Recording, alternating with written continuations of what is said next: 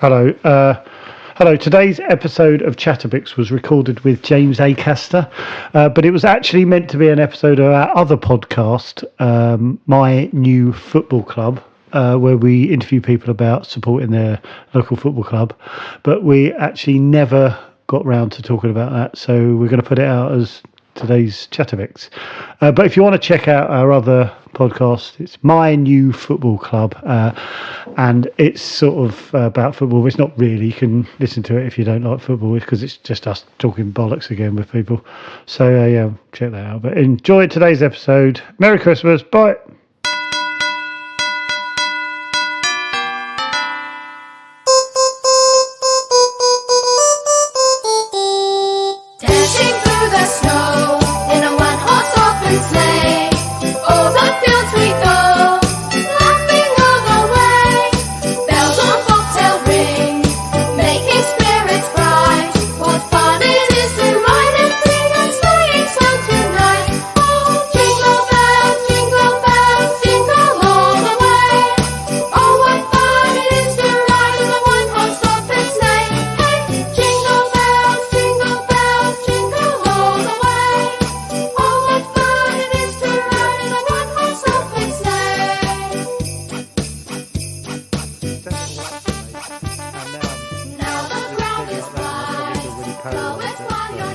James, you've got to have one of those, haven't you? Yeah. Come on. You're a top podcaster. You haven't got a bloody royalty, you are. Yeah. If I'd known that, I wouldn't bother with this shit. Yeah. Stuff like that is for people. That's people panicking. Don't say this seriously. You're panicking and you're overthinking it. You started at multiple podcast formats because you don't know what to do. We are throwing shit at the wall. You have no idea what damage you're doing. No, we're all over it. I've known you long enough. I know how to get in your head. I guess you just want to do the one and do it well. Just you know. What does that feel like? Take the time to think of a good format. Pick, pair it with the best person for. Don't get me wrong. You guys are a good duo. Listen, James, we spoke to Ed. He said you two were fucking, you didn't know what you were doing. You just happened to land on a... Not wrong. Not right. No. I don't know why he said that. He keeps saying he still can't believe it's going. Yeah. Yeah. Well, he'll tell you that I genuinely thought we were just going to do 10 episodes and that was it. Yeah. How many have you done? 100 and something now. 109. 109 for you guys. Is that all the same format, or is that collection? No, that's just one of them, yeah. In 4 months. One of them. That's great. That's great. It's not bad, is it? Yeah. We're going for quantity. Well done, actually. Thanks. Fucking hell. Yeah, fucking hell. Well, this one is... what's this? Isn't this... Has it started yet? Has it started? Yeah, this is... Is this the Canal podcast? No, don't tell him we thought of another one. The Canal one? Go on. Well, I'm not having What's any the Canal one? Yeah, what is the Canal one, David? And well, you came alive because you love canals and you were like, oh, bloody hell, yeah, we can do this, we can do that. All right, leave that bit out. Yeah. So you love Canal. Don't say leave that bit out. Come on, we'll be here forever. I enjoy a canal, and David knows this, and he had the idea of me taking him down a canal and giving him facts and figures and interesting things to know about canals as we bobbed along down a canal. And this is the interesting bit, James. Halfway along, we stop in a pub. Yeah. So yeah. And that's not that bad. And then we take John Robbins' idea and slide that into ours for 10 minutes. Then slide. John Robbins' original idea when he when he gets someone to list their 5 dream drinks in the dream pub. That idea that John Robbins had. That John Robbins. Oh, don't steal that! Don't steal off John Robbins. We were all over that when that came out. Yeah, don't worry, mate. See what John Robbins is doing there. Yeah. To be fair, doesn't matter who you are. You don't have to be in the industry, do you? He's only in the top 30. He hasn't. Well, he's about 4 ahead of us usually. Well. I think the Canal idea would be a good TV show because essentially you want to see you guys. It's been done. It's been done, James. Yeah. It's like Brunella Scales. We haven't got an original idea in our head, mate. Well, just annoyed that John nicked yours before we did.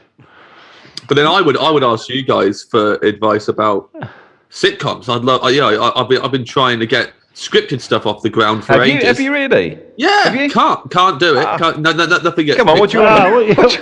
What do you want to know? And we'll Google it and tell you.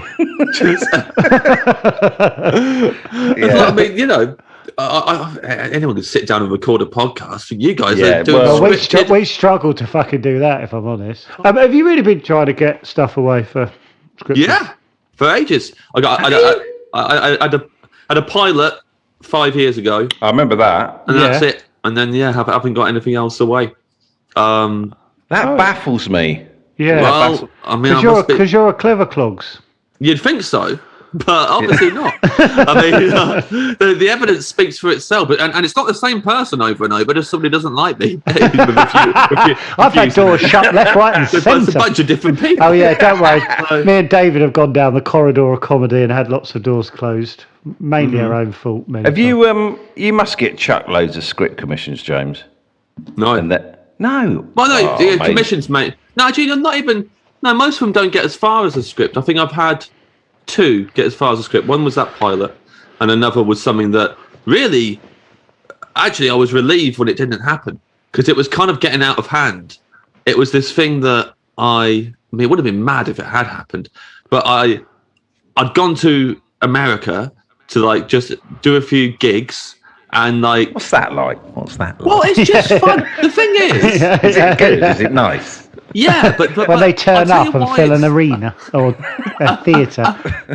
Well, no, you do little kind of Edinburgh-sized rooms, and what's nice about it is that you kind of just get to pretend for a while that you're this American comic when you're not. Hardly anyone's really coming to see you at the gig, or you're having meetings and no one knows who you are, and all these meetings have been set up for you. So how do the meetings get set up? Hang on a minute. Can I go back to the plane journey? You're on the plane. You two ask questions like you're my parents' friends at a barbecue. You're not even in. This isn't your job. James, we've got a combined age of 98 or something. What do you think's going to... Hang on a minute. You're on the plane. You're going, I'm going to America. For how long were you there for? 2 weeks? Hang on. The first time I went, I was there for 2. I'm pretty much there for 2 weeks at a time whenever I've been. Okay. But you're thinking, I'm going to America now, and I feel like, how are you feeling on the plane? Pretty good about yourself? Excited because it's a holiday. Don't pick holes in it. So you're not. Yeah. At what point do you go, oh, actually, life's still shit on the other side of the sea? I think kind of if you got your hopes up that it was going to be different. So if you're thinking, so all I do whenever I've been is that I just think this is a holiday and that's it, because obviously nothing's going to happen. It's just going to be, I get to be there for a while, I get to eat loads of food. You got to think that someone's going to pop in though. No. Well, God, I would. I don't know who would pop in, like the bloke from Cheers or something. Yeah, no one's going to... but someone might pop in because it's tiny, it's like a village, and everyone who's ever been in Hollywood is all in the same place, right? Sure, yeah. But look, you see famous people sometimes. Sometimes they maybe... I don't think they've ever really come to my gigs, but but what you don't think is that anything's going to change for you. It's going to be different here. So, but you're going because it's fun and you get to walk around pretending that you're this thing. Yeah, really fun. I love food, obviously. Yeah. So I love going. You have to get that in, don't you, boy? Yeah. Contractually, you have to mention that I love food. Yeah. Is Ed Campbell sat about 2 foot to your left? Yeah, ready to jump in. So how big are your rooms when you? 200 max. That's quite big. It is big for the other side of the planet. That's after But you've had Netflix, which people... lots of people in America have watched it on Netflix as well. Yeah. Well, 200 people in each town I've been to. Still, I'd be over the moon with that. Yeah, really over the moon with that. Really love it. but the reason why. So the point is, you have all these meetings that your agent sets up. So I've got an American. Sorry, I'm still imagining us as two boys at a barbecue. yeah. So how did you get into comedy? Were you funny at school? Were you the? Get paid for that. Yeah. Sorry, James. Go on. But yeah, so the meetings are just set up by agents to answer Joe's earlier question. If you go there and for a second think it's gonna change your life, then you really are like, oh, life is just as shit here and it's horrible. But if you go and you just pretend for 2 weeks that you're this American comic and you just believe and you let yourself just like get excited that you're going to a gig on the subway and never mind how many people are going to be there or if they're going to like it. Yeah, it's just excited to pretend for that amount of time. I love that. Did you do any of those gigs, like a mixed lineup? Yeah. And were there any headliners that you recognised or knew that you went, bloody hell, there's Johnny Big Balls? I don't think I was on any of those bills where it was like, yeah. I've had friends who have gone there and like they've done the Comedy Cellar and stuff, and Chris Rock has popped in and stuff.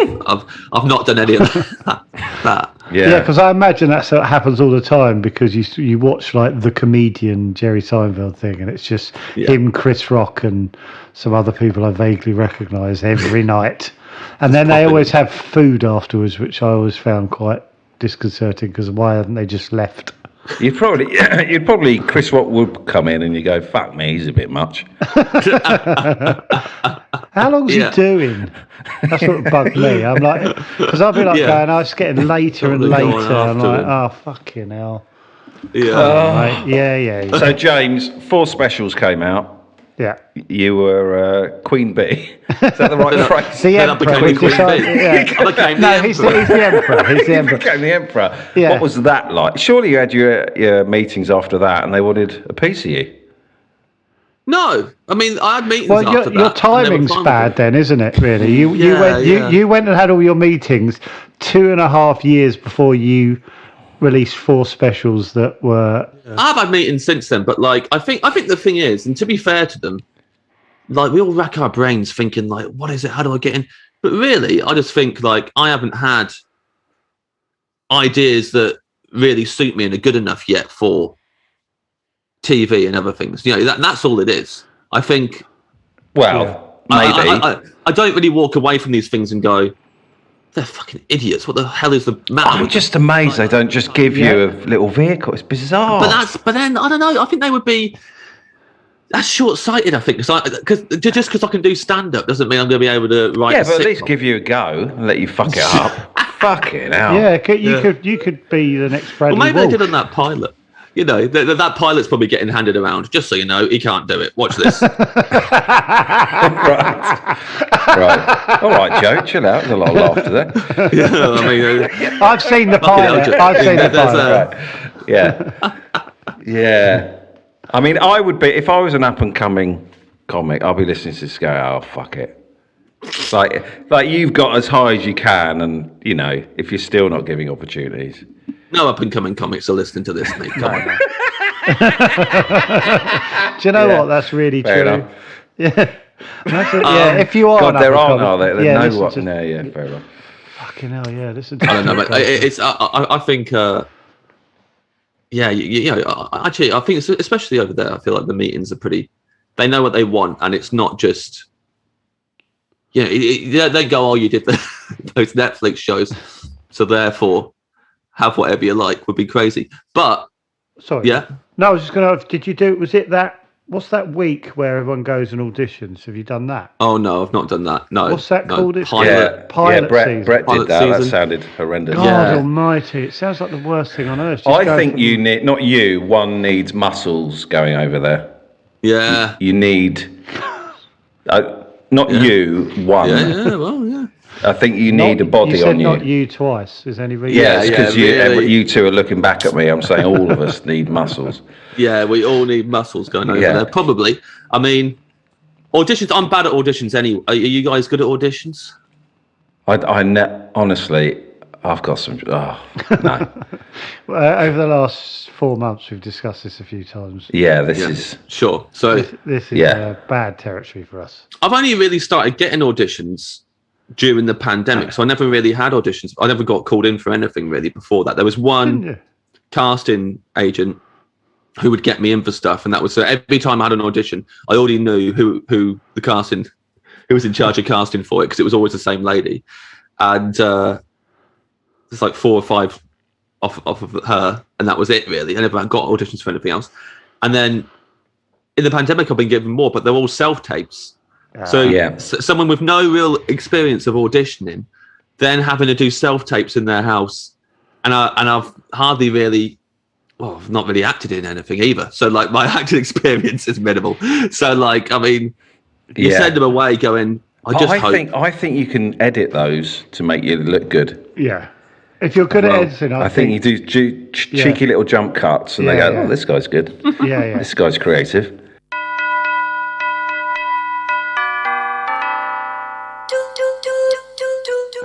I remember doing a gig with you, James, in was it Angela Barnes in Brighton? In North. The last time I ever gigged with you was in Angela Barnes. Yeah. I still remember your little. I don't know. You were stood on a chair by a window, and but I was driving my little car the other day, and you came up for some reason. I was like, I remember James when he's done well for himself. I remember that gig.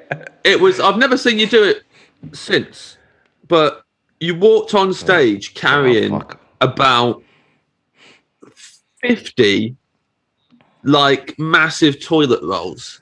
Yeah, in your arms, in both arms, and you walked on through the audience, and because it's this little room, and you had to get to the stage, and you really had to. It was difficult enough for any comic to get to the stage through the audience. And you walked through it, carrying all these bog rolls, and it was instantly funny. And my friend who had come to see me, because she lived in Brighton, just couldn't stop talking about you afterwards. Well, me and Joe have spoken about that, where we went through phases of let's just take anything from behind the stage and take it onto the stage and be a bit mad. Now when I hear me doing that, I'm like, oh, for fuck's sake, just do the set. It was brilliant. Joe remembers the first time we gigged together. 100%. Because it's come up a lot. Why? Because where was it again? Birminghamish way, or Cranley Heath, something like that. Cranley Heath, and it was. When was this? That guy never. Oh, I'd been going for like 3 months. It was amazing. Joe was opening. Doing the opening 20. Whose gig was it again? John Briley's gig. He never booked me. He fucking hated me. No, he never booked me after this. I asked him a few years later. I asked him to take me off his email list because he wouldn't ever book me, and he replied. I said, "Look, no, can you take me off your email list? You're not going to book me." And he said, "That's not true. I just haven't found the right gig for you yet." That's fair enough. He only ran one gig. Yeah, he ran one gig. But so I opened and died. The guy said, "Look, this is quite a middle class audience, so try not to be too rude." And something else, just basically a bit sort of like, this is who you're dealing with. So I went on, died. And did you die? James, yeah. He didn't die I don't believe compared to what I did after him. Well, yeah, comparatively, yeah, but then the level of what... I wasn't sitting there thinking you were dying. I was sitting there thinking this is going quite well. And I remember you saying to an audience member, there's a guy talking of muscles with big muscly arms, and Joe looked at him. So, I mean, this shows how Joe's exactly the same now as he was then. It's over 10 years ago. Looked at this guy and went, oh, I'd love arms like that. And then went around me. And really made the guy uncomfortable. That's good, Joe. That's good. How did I think of that in the moment? Are you quite proud of that, thinking back? It's not a bad little line, that. It's not bad for in the moment for after a 2-hour drive. Yeah. But anyway, so I did do amazingly, and then James went on, and we'd been retold that they don't like rudeness, and the audience started to turn a bit. So I don't know how you ended up on your knees, Well, simulating. basically, I mean, It was astonishing. It was 3 months in. my favourite, genuinely stand-up. one of my favourite memories of comedy. Genuinely. 3 months into doing stand-up, you got to remember, David. And I don't know what I'm doing. I'm trying all of my material that I've ever come up with, and it's all failing. And Joe can tell this because I don't remember it that well. But yeah, I'm on my knees. I don't know how you got on your knees. I remember it. I remember what I remember about it. You were doing a bit that didn't need to go into math. It just jumped quite quickly into wank. So it had nothing to do with wanking. Yeah. And then you it wasn't going well. So you said something like, Not I might going as well. well, just silence. But it was just silence. apart from me having the time of his life at the Absolute back. silence. And Paul Sinard was headliner of the gig, Yeah, and still, every time I bump into Sinard, to this day, he tells me not to worry about that gig. But do you also remember he was driving and we went and had to spend an hour at his friend's house? We did. We went to pop in at a house party on the way home. So annoyed. I was so like, I just want to go home. I'm 2.5 hours from home still. Me, you, and Terry Saunders, the Terry party boys. Saunders, fuck. Terry Saunders was comparing, wasn't he? He was, yeah. Shit, I forgot about it. So no, James did this bit and he just suddenly sort of went, I might as well be wanking, mightn't I? This is wank. So he starts sort of like going, I'm wanking. No, this is not. He's singing. I'm wanking. It was sort of in that. And I remember going, God, that's a gear change. And then, then I don't know how, but suddenly you decided to go down on your knees at the front of the stage and simulate wanking out, sort of outwardly. Oh, wow, like this. that's pretty good, to be fair. It went on for ages, and I was having the time of my life. And then I sort of remember you sort of then sort of stopping and getting up and going, right, I think I've done my time or whatever you said. And came off. And then and I was on the floor and then and I remember sort of saying to you, I think it's one of those gigs that no one's ever going to do well at. And then Paul Sinner went on and absolutely smashed it. Yeah, and we were just sort of sat there going, I guess at that point you just want straightforward gags, don't you? yeah. You'll take anything after that. I think. And then, let alone one of the best comics in the country. Was it Paul driving or was it Terry driving home? Was it Terry that was driving home? Paul was driving because that's why we stopped at his friend's house. Oh God! Yeah, it wasn't even a house party, was it? It was just they just said, "Come back to our house," and it was a good sort of 25-minute drive to their house in the first place. And then we just sat in there. Do you get off with anyone? I honestly can't remember. Knowing me, yes. Oh, we didn't. I can remember. Come on, who'd you get off with? I think maybe Terry. Maybe I got off with Terry. Yeah. Was it? Terry was good, but he had the brains to get out, didn't he? Yeah. Good. It's always nice. It's always nice when someone pops in your head and go, "Oh yeah, they got out, didn't they?" You gigged with someone, didn't you, Joey? You really rated with Matt Crosby and. Oh, James might know. Yeah, John Gordon, Dave Nichols. No, but I've heard you guys talking about them a lot. Fucking amazing. What was his name? He was Dave the real Nichols. deal.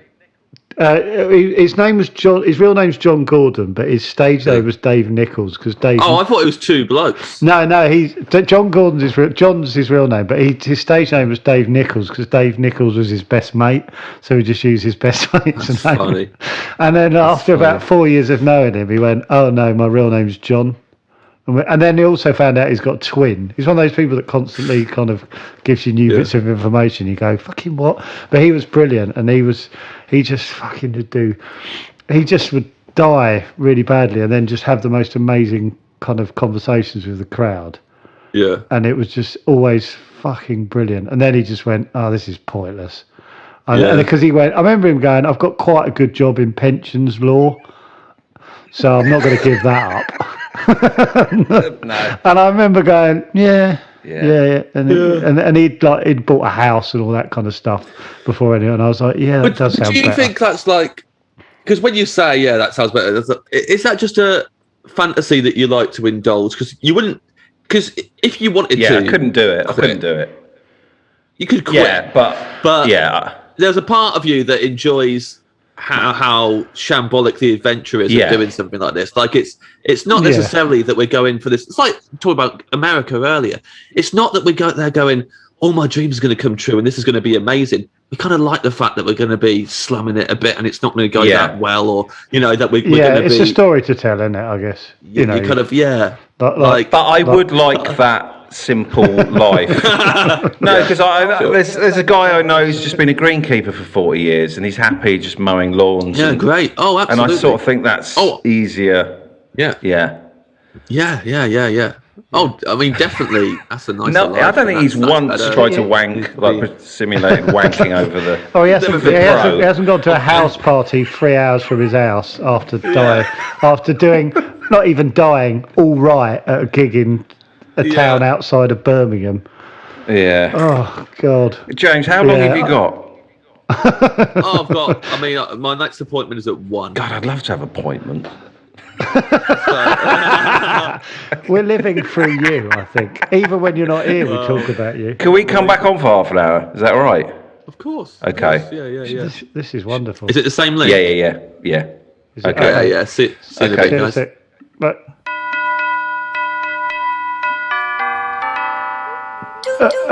are we going to just carry on for Chatterbox then? Yeah. Because I want to ask about podding in the top 5. Fucking right, I do. I want to know. I mean, we are dead. I don't know anything about that.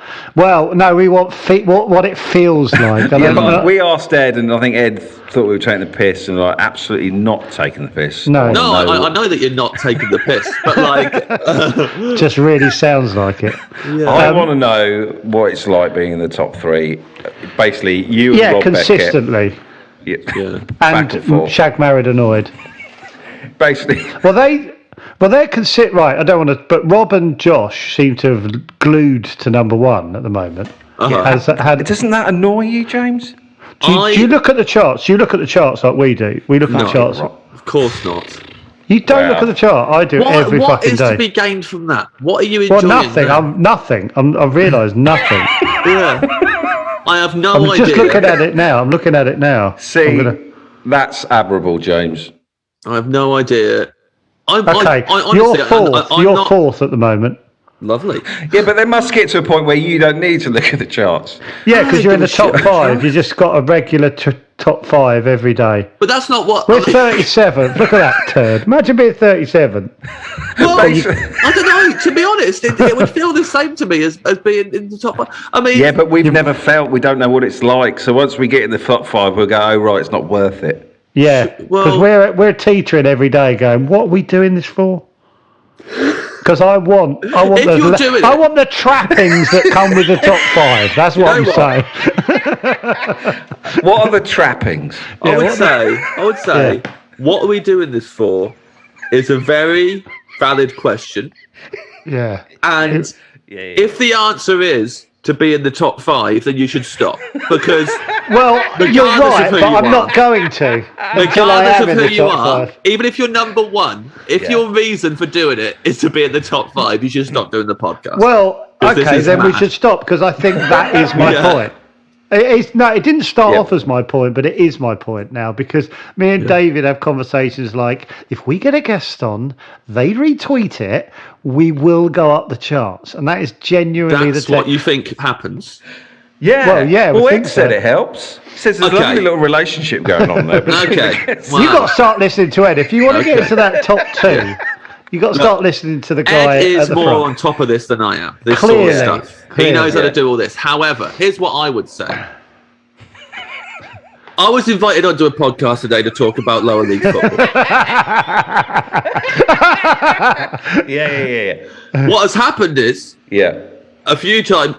First of all, we logged on, and David had unbearable distortion in his headphones, and on 3 occasions had to end the meeting and restart it again. Yeah, but that must happen to the best of them. No, never happened to us ever once. Then we've had 107 episodes of basically going, I can't hear you. Yeah. That noise is awful. I'm going to have to use the Zoom but record. You've got a little proddy, haven't you? You've got Ben, the producer. Yeah, what's that like? had that happen regularly, if I regularly was on podcast recordings and I couldn't hear my co-hosts, and I ended up 37 on the charts, I would be fucking delighted. I would be absolutely ecstatic. I'd be like, we can't hear each other half the time. We abandon what the actual podcast is and go, shall we just bung this on our other podcast? We actually don't. We run out of time on the clock on the Zoom meeting and have to start again and get them to come back. Yeah, that's been if all that happened and I was still at 37 on the charts, I would be absolutely delighted. I'll be like, this is fucking great. You've put a positive spin on this, and I thank you for that. Because that Zoom, the time on the Zoom has been a bit of a niggle, isn't it, recently? Yeah, because we people. For their podcast, just get the longer Zoom call. We sort of didn't worry about you logging off and logging on, but we had Craig Cash on the other day, and that felt tricky. Yeah, just going, all you've done. Yeah, sorry, do you mind? Yeah, Craig Cash isn't putting up with that. No, it turns out that. I still want to know, James. At what point did you go? We've got something here, Ed. And we should definitely keep doing it, even because because we're flying up the charts. There must have been a tipping point. You had a guest, and you went, "Hang on." Yeah, we've got Ed Sheeran. Yeah, obviously Joe's banging on about you having Ed Sheeran. We did get Ed Sheeran, yeah. Is he? He's banging on about it a lot. Tell me the process of finding out you've got Ed Sheeran. That hit you hard, didn't it, Joe? Yeah. That's funny. This is very interesting. Well, because I went, because we were talking about, actually, which is quite tragic, on the podcast, talking about how we get up the charts. And I said, off menu, have got Ed Sheeran. Yes. And David went, yeah. And I said, well, he's massive in the chart, in the pop charts and everything. And David took a bit of convincing that was mind-blowing. I don't really know Ed Sheeran, so when I looked into it, I thought that's phenomenal. Yeah, it's insane. Yeah. But he's like, he's as famous as it's like getting David Beckham on. Like same level of fun. David Beckham wouldn't do it. Okay, well, it's not like that. But how does that make you feel? Not being able to get Bexy. Yeah, pretty bad. But you haven't tried. That's the thing. But people like him when they're doing it, he's promoting an album. Yeah. So he just goes on the podcast that we just get a lot of downloads. So he goes. How many? How many do you need to get Ed Sheeran? I don't want to know this. We'll tell you how many we get if you tell me. I don't know. Right, just say I don't know how many we get a week. Again, Ed would know, and Benito would know. I know. I've just texted him, and I know roughly. Genuinely, just text him. Say, come on the pod. I want facts and figures. I want data. Yeah, I know. I want graphs. I don't know any of that. I know like the last kind of milestone or whatever we passed because you've had a miles. We haven't had Ben tells us that. Ben tells us where it's like, oh, it's this now. This many in total. So I know, but like right. But I don't know how many. Is it in the weekly. Trillions? No, it's not in the trillions. The trillions. But like that's all. But like I don't know, and that stuff's cool. So that feels nice. The charts I don't understand, and the guests. All I want is for them to be good on it. Like I don't really, it is exciting sometimes when you get a guest who you're a big fan of and you know all their stuff. But like, who was the first guest you went? This is a big guest. People do, yeah. We're not just getting our mates, basically. Well, I tell you the one we were excited about. We had a day at the end of the first series where we had booked in. We had 3 interviews, and we were just laughing at who we had one after the other because it was. Jack McBrayer, who's an actor, comic actor, is in 30 Rock. Yeah. But Ed's like favourite sitcom. He's my favourite character in 30 Rock. He's amazing. Yeah, he's the country bumpkin. Yes, he's so funny. So Ed was really excited about that. Yeah. I, through Twitter DMs, had somehow managed to get us Rose McGowan, and we were really laughing at that we got Rose McGowan on the podcast. So do you actually do little Twitter DMs? On that one, I did. On that one, I was wondering whether that's a bit dirty. Well, she'd she had followed me on Twitter and DM'd me saying she liked the Netflix shows. So I was like, so you use that to your advantage? I said, thank you. She was like, I live in London now, if you're ever doing shows. And I was like, oh, we're doing a food podcast. Would you like to come on that? Yeah. So she came on that. So that, to be honest, Rose McGowan was the first one where we felt like that's men's clash in the world, basically. Who wouldn't do it. And then after her that day was Dynamo, which was really funny to Fucking hell. Dynamo at the end of the day, just because it was such a... What was funny about the day was that those people were back to back, so they got to meet each other on the way in and out. So we got to see Rose McGowan meet, she was in the middle, meet Jack McBrayer, but also meet Dynamo as she left. And that kind of whole thing was just funny to us. So, but that felt like that was a day that we felt... like now, James, I've got no idea who Rose McGowan is. I've just googled it. So Rose McGowan was like she's an actor and like she's been in a lot of different stuff. Has she done like Marvel-y type stuff? No, but she was like. So she was in Scream. You would have met. Okay, yeah. So she was in Ben. Is this Ben? Is it Ben's doing it? Like your producer? You got a little producer nowadays. Ben. Actually, I mean, what can you ask him to do? What can you get him to do? Everything, and Ben is amazing. Yeah. So, like, the podcast wouldn't have even made it to the end of series 1 if it wasn't for Ben. So Ben has literally done everything. When we so we decided, me and Ed came up with the format of it and wanted to do it. Yeah. Ed said we should ask Ben to help us to produce it, and then Ben instantly was like, right. We're going to do a photo shoot, and we're going to do a social media campaign. And me and Ed were like, "Is he high? What the hell is he talking about?" Like, how did you feel having photos taken? We felt stupid because at the time I was like, "This is stupid. Like, we shouldn't be. This is a podcast. What the fuck are we doing photos for? Why we got like he's got a professional photographer and everything." This is ridiculous. Well, so Ben put his own money into eventually. Ben did it. Ben was like, I'm going to invest in this. He's got his own, small production company, very small at the time. And he was like, I was like, Joe, what? If he wants to put money into this, fine. But this is a waste of his money. And it wasn't. He really put the time into promoting it. So it meant that the first episode, we had enough people listening to it. And I just had to accept immediately. He understands this way better than I do. He knows what he's doing. I'm just going to let him do that. I never listen to the edits because I know that he will edit it really well. Sometimes, there's no kind of like, oh, I said that and that's going to sound bad. I'll ask him to take it out. He's already taken it out because he knows the tone of the podcast. He's not trying to get any he's not trying to get any viral clips going where someone said something that can get themselves cancelled or anything like that. He's taken all that stuff out. And he's just really good at knowing what the tone of the podcast is, knowing how to promote it. He from day one, he had a very simple, like all the graphics and stuff that they used on social media to promote it were really simple and got across what the podcast was. It's a we nicked when we looked at yours. We went vibrant colours. Yeah, was it theirs we nicked? I know we nicked someone.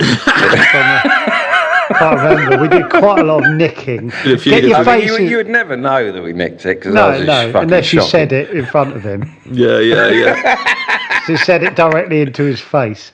Has Ben had any non-hits? Has he had anything? No, you have to ask him. He's kind of sunk money into and it's gone nowhere. Probably because he's turned us down. He had the magic of you and Ed, James. Yeah, he couldn't see a formula that would work with us. Yeah, well, which was fair.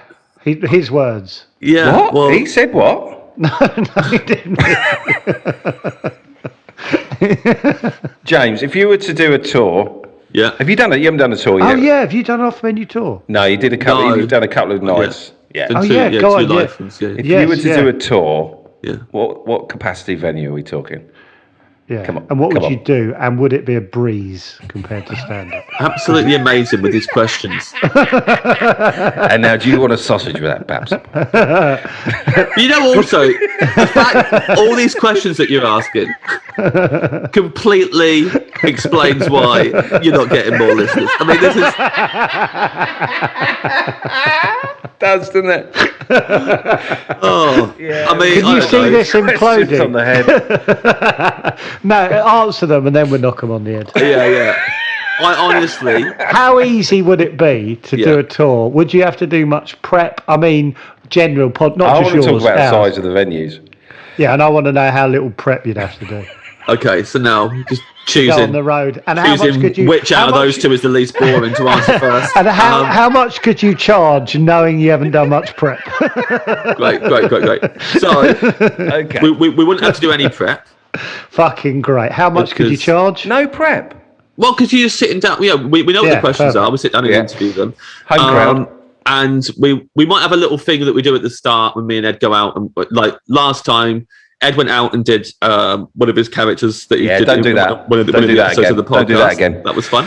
Yeah. And I went out and I sang a medley based on the made-up songs I've done on the podcast. So Yeah, like, Ed said people weren't aware of the songs and it fell flat.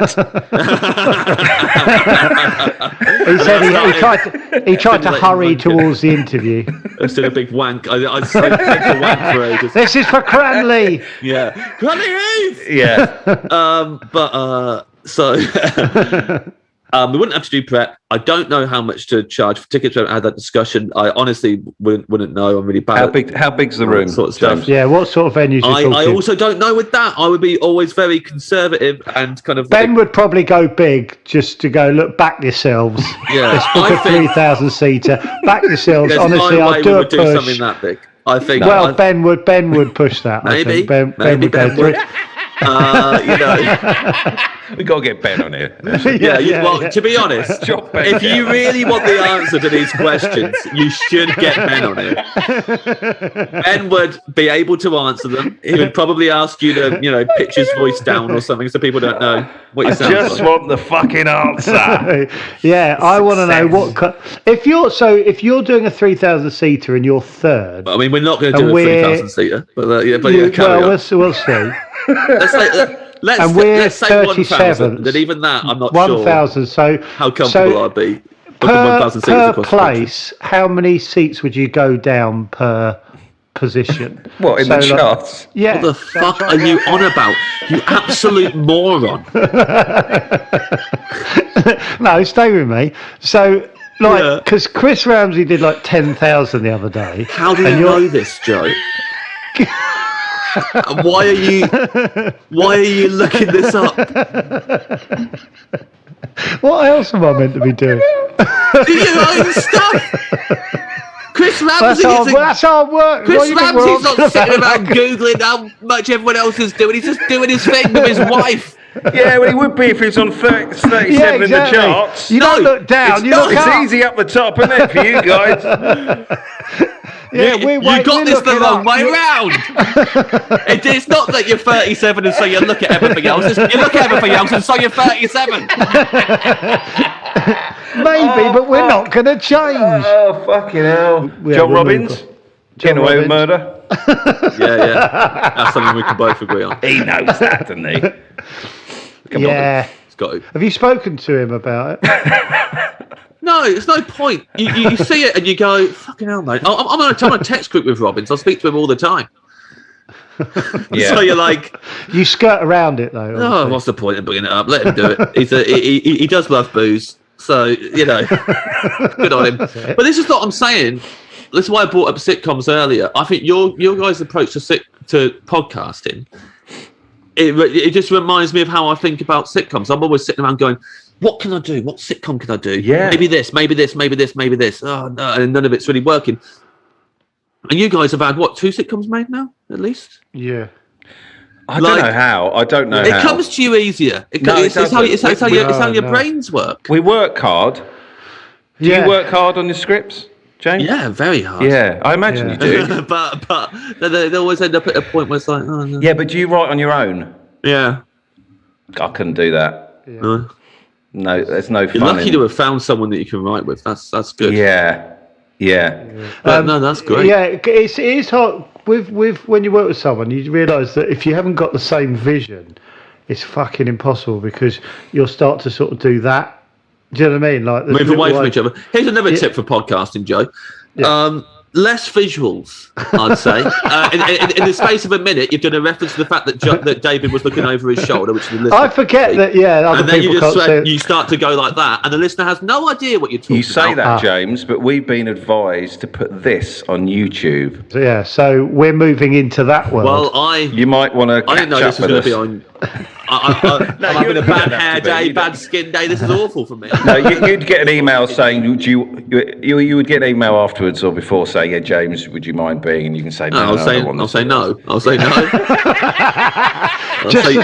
Just to stop our progression. Yeah, just to stop your ascent to the top of the charts. Yeah. I'd fucking love to be battling out with you guys in the top 3. We've been 18th. That's our highest. That's great. So we've gone back. How much of this is serious? How much of this is like you're aware that it's just funny to talk about the charts and stuff? And how much is that you actually want to do it? Oh, yeah, there's underneath, there's some truth. No, I'm more open about it than David, I think. Because But it makes no sense with you, Joe, because you're one of the laziest. Like He's not. He prides himself. No, Yeah. but he prides himself in being like. So everyone knows obviously that Joe. You don't get to where Joe is without being ruthlessly ambitious. Without having work. But like, you could have. Your whole thing is like, I can't be bothered. I'm not doing. Which is like, and people buy into it, and it fucks me off, James. That's what I don't understand. Is that the brand is I can't be bothered. Yeah, look at my suit, look at my trainers, whatever. You're mixing it up with I desperately want to be at the top of the charts. I didn't see it coming, if I'm honest, James. I did not see it coming. The sheer. Well, I knew it was in my head. I didn't think I'd openly say. And now I'm going. It's quite liberating, isn't it? Yeah, it's liberating. Going. Yeah. I would love to be wildly successful at podcasts because we chat for 25 minutes and then you go. I'd love if that was enough. Wildly successful. So hold on. So at podcasting. So both of you, right, have earlier on. David went on about people loving me or something. Both of you, I would say. There's not a single comic who doesn't love you guys, who thinks you're brilliant. I can name one. I can name Really?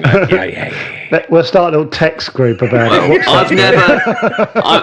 You're the only people I've never heard a bad word about, right? Everyone loves your stand-up. So you smashed it in stand-up. No, he didn't. Acting. You smashed it amongst your peers, mate. Yeah, that doesn't pay the bills, does it? Fuck my peers. Okay, this is what it's about. I want the public. I want a 3,000 seat. But you've both been in multiple sitcoms, films. You know, Joe's out of nowhere, like, managed to smash it on one of the most mainstream panel shows in the country while remaining an alternative comedian and a weirdo on it and managed to pull that off. Hardly anyone does that shit. Joe, he's feeling sort of a bit of pride. And yet... Yeah, I am. I don't know what to do with it. Almost wanted to turn my camera off. His feathers there. And yet... This never happens to me. I'm like, is this happening? And yet the thing we're trying to figure out is the podcast. I sit around going... I'm very proud of the podcast. I'm very glad I've done it. But I'm like, it's just me sitting in my fucking living room, just saying whatever comes into my head. Well, when it comes to actual talent and writing stuff and trying to get things made on telly, I'm getting nowhere. I actually can't do anything. Whereas you guys are writing stuff, acting in it, getting it made, getting it recommissioned, and you're going... Oh, why can't we nail the podcasting? What the fuck are you on about? Yeah, but Jane, when we did the last sitcom we did, I was sat at the monitor, and the person I sat with, like Joe was doing his acting, blah, blah, blah. Don't say like that. And the person next to me said, why are we doing this? Yeah. Yeah, but that's everything. You know those masterclass videos? Those masterclass that you get advertised on YouTube that I'm surprised... Yeah. Joe hasn't watched every single one of them. But have you paid in it? I bet you have. Steve Martin's one. Have you? No, Joe? I haven't. No, because you have to pay. Yeah. and you know it'd just be. I'll wait 10 years really, for it's to free. Yeah. There's a Scorsese advert, and he says, if you don't feel sick after watching your first edit, then like you're doing something wrong. And so every stage they're at thinks, oh, this is shit, or what am I doing, and all that kind of stuff. So yeah, whatever you do, if you're making a sitcom, someone's going to be sitting actually go, oh, why are we doing this or whatever? Because that's going to happen on every single shoot that's ever happened in the world. But you're doing it, guys. You've got to do it, and it's going well. And yet your thoughts are consumed by it. That's like De Niro. And they are. That's genuinely true. Maybe I shouldn't say De Niro, but this is like No, definitely don't say De Niro. Maybe not De Niro, but especially to me. This is like, we brought up David Beckham earlier. This is like sort of like David Beckham sitting around going, I just want to figure out how to break into the YouTube market. Why can't I become a good YouTuber? I think he could. Yeah, he could if he wanted to, just off his name alone, actually. But like, this is mad. This is madness. I want to walk out on stage with 3,000 people, talk bollocks for half hour, and go back pocket. Well, I'll tell you what. Yeah. We'd probably have to do longer half hours. You know all the work you guys put into the sitcoms. Yeah. So you sit and you write them and you film. If you stopped doing the sitcoms. Well, that's what we've been talking about. Stop them, and you put that same effort into podcasting. I'm 100% convinced you could do that. Really? But then, here's what would happen. You'd be in the wings in a 3,000-seater, about to walk on and talk bollocks, and one of you would turn to the other and go, this is fucking shit, isn't it? This is that ridiculous. Is almost guaranteed this has no value to it whatsoever. It's just us talking about, we used to fucking make something, David. We used to write scripted stuff. I'd show him the spreadsheet. I'd show him the spreadsheet of what we're earning. Yeah. And I'd go, we've done no prep. Look at that. And we've got 12 dates here. Yeah. And then we can take the rest of the year off. And then you go... And I'll just go, get on with it. Come on. But no one will remember us when we're dead. Oh, well, that's going to be the case, you know. You guys have immortalised yourselves with those sitcoms. James, when you did... We're coming to the end now. We've got another 45 minutes or so. Yeah. When you might have to cancel your other meeting, if I'm honest, because when you did we're just digging into your stuff 4 now. Specials, I was watching on the... They were brilliant, by the way. Thank you. I was watching on the TV going, oh, look at this. They're beautifully crafted shows. I bet he walks off stage going, oh, fuck it. Or did you actually enjoy the doing of them?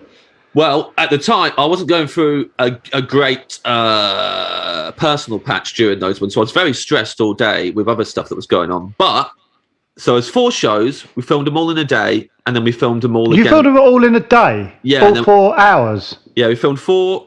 No way. Yeah, and then we filmed all 4 again the next day. So we did it like that. Could you not think of a more stressful way to do it? Hang on a minute, with different audiences.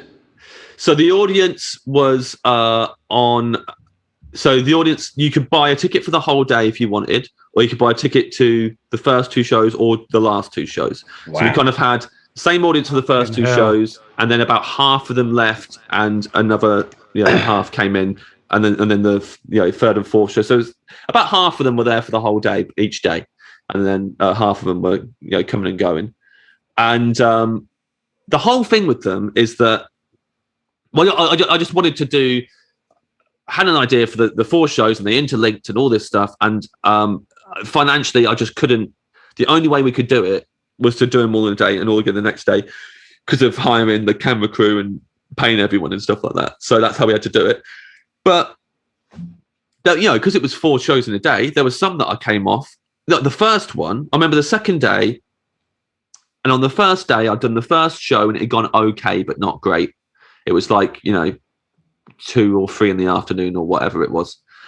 And it felt a bit like it was that time of day and a bit quiet. And then the other 3 had gone quite well. So then the second day, I was like, right, my only goal now today is to get that first one good, and then I've got them all. And then I went out and it was a bit flat again. And then I came off and was like, well, I'm fucked, because no one was going to watch all 4 of them if the first one. Oh, because it's the first. Yeah, so it's like, and they had to go out in that order. So I was like, well, that's it now. So I was really depressed then. But then later that day, the 3rd show I did, it was the best that show had ever gone. And I was delighted afterwards and really happy with it. So but I do get really, really easily negative after shows and stuff, but it's mainly not really to do with the show. It's to do with me. Yeah. And my mindset, tired, too tired, too stressed with other stuff, whatever it is. And then, you can still have a really good one. Like that 3rd show went that day and come off and feel brilliant. But then, once we were in the edit and I was editing that first show, I was like, oh no, this is fine. It actually, the audience response doesn't really matter when it's a film special. It's just if you performed it, all right. And because I was performing it and really doing my best to try and make it good, it wasn't as bad as I thought it was when I watched it back. So do you feel like you have you succeeded now with stand-up? You don't really need to do it again. No, but you have though, haven't you? Yeah, because you feel like you've got other stuff you want. The way stand-up's done, isn't it? You know, you're one of those. I wouldn't say that. Well, yeah, you're one of those people that sort of people like you're sort of in that Kitson sort of range. You know what I mean? People go, oh, now people have seen you the way you do it, and they're being influenced, and you know what I mean. The newer comics are kind of, oh, that's quite James Acaster. You know what I mean? Like, it's a compliment, but you're one of those. Like, there was a phase where people were being Kitson, weren't they, when they first started, and now they're. I was. You know, a lot of a lot of new comics are being, exactly, classic. But you know what I mean? They're being their favourite comic, and that's you know what I mean. And for the first half a year, that must be mental, because you're the sort of best stand-up for the last 10 years, I'd say. Well, that's very generous. I mean, obviously, I've got deal with that one, James. Deal with that. I could list you a lot of comics that I've seen that I'd much rather watch over myself in a heartbeat that I love over the last 10 years. But I definitely don't think. I think I would like to carry on doing it. I just have to figure out. For me, it's not even all about that stuff. It's like I just I've got we're talking a lot about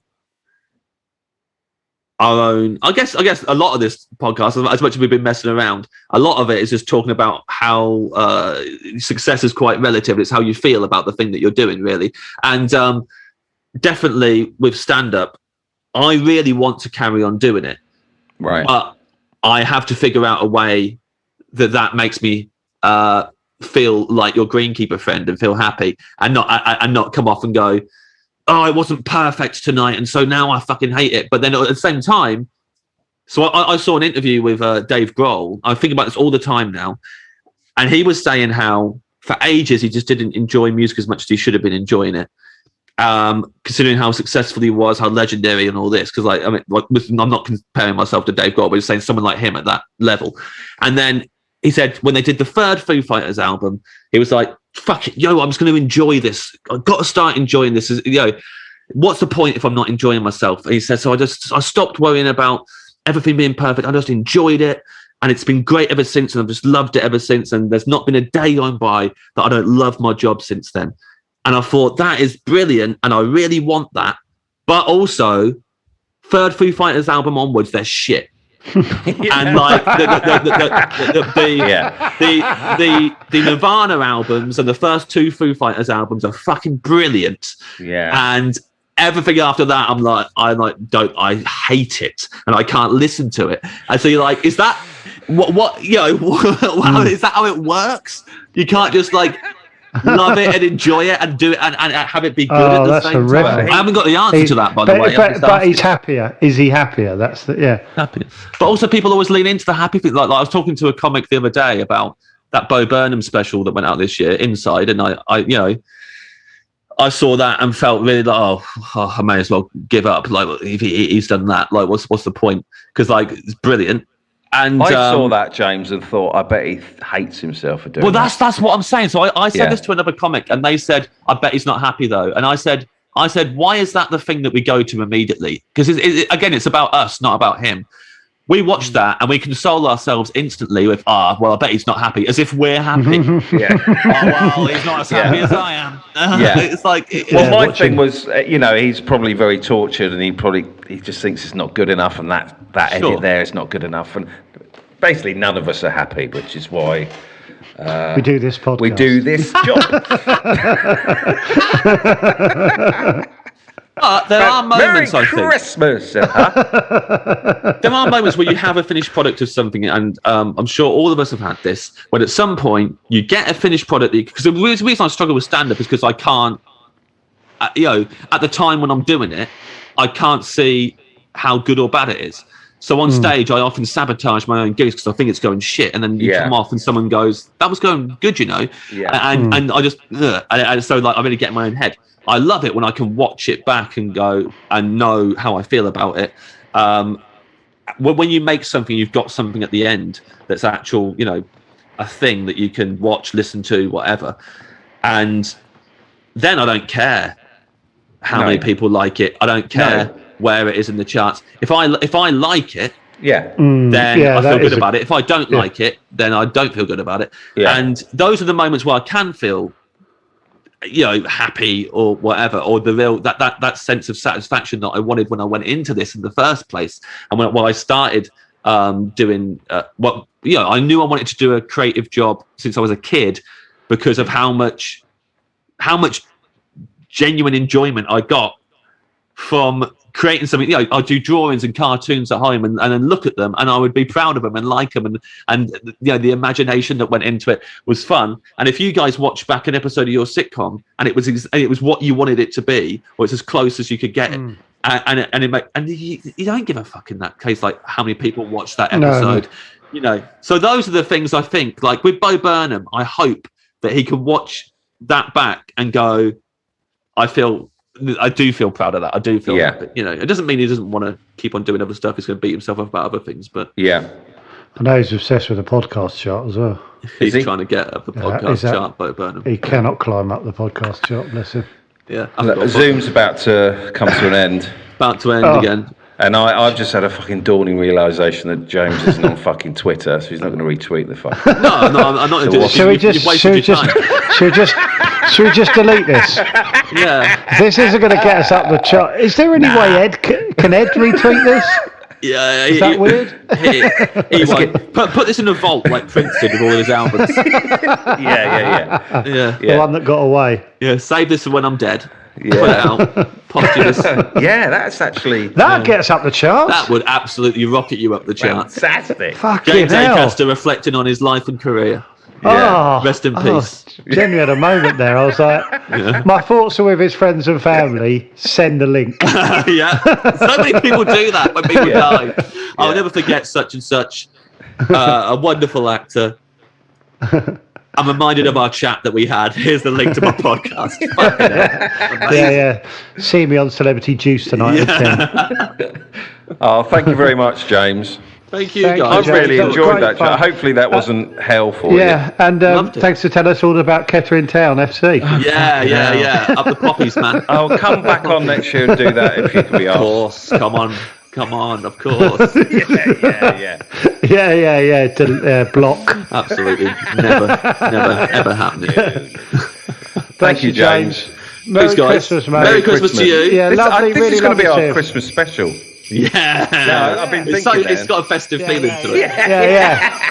Thank you, James. Cheer, isn't it? Cheers, James. See you guys. Take care, mate. And you. Bye. Bye.